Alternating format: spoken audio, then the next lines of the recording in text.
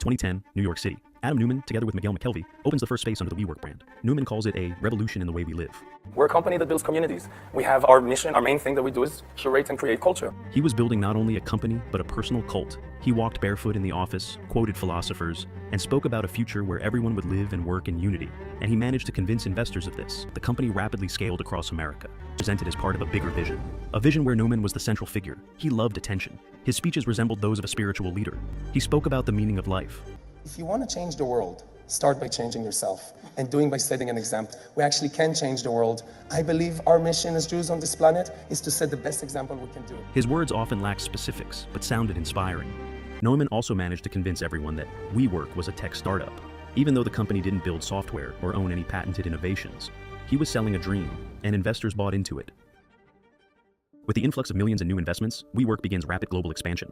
In just a few years, the company grows to over 100 offices across dozens of countries. But behind that dynamic growth lies a different reality. Every new office means costs: rent, renovations, furniture, staff, marketing. But revenue doesn't cover the expenses. In 2018, the company loses $1.6 billion. That's the official figure.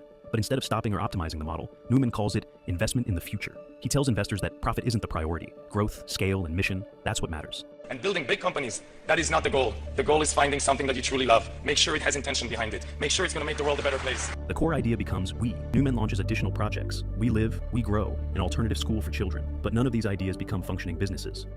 The legendary Japanese businessman believes in Neumann's charisma. After their first meeting, he decides to invest over $4 billion. Adam receives the funds in full freedom of action. He starts using the money not only to scale the business, but also for personal use. Neumann also begins actively acquiring tech startups, often without a clear strategy.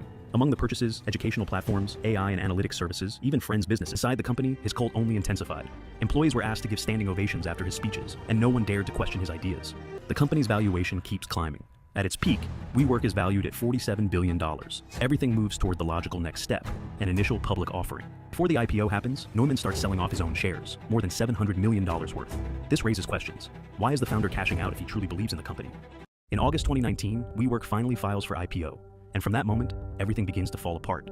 The documents reveal an unexpectedly harsh truth. The company isn't just unprofitable, it's drowning in debt. Expenses far exceed income, and the entire operation runs purely on investor cash. The Wall Street Journal, the New York Times, and Bloomberg begin publishing exposés one after another. Neumann used investor money for personal needs. A private jet worth tens of millions supposedly for work travel. Personal properties rented to his own company. It also emerges that Adam registered the trademark We under a separate company, then sold those rights to WeWork for $6 million.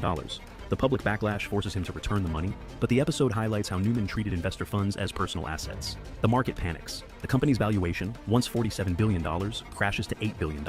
Instead of the highly anticipated public offering, total collapse. The IPO is canceled. WeWork pulls the documents. These investment banks should have known better. We've seen people fall victims to these charismatic types before. This house of cards was coming down. This is a failure in misunderstanding what the marketplace is. In October 2019, Adam Neumann resigns. He's granted $1.7 billion in payouts. He walks away a billionaire. The company is forced to lay off 2,400 people, around 20% of its workforce. SoftBank injects another $6 billion to cover debts and stabilize what remains. A massive restructuring begins. In 2023, WeWork officially files for bankruptcy.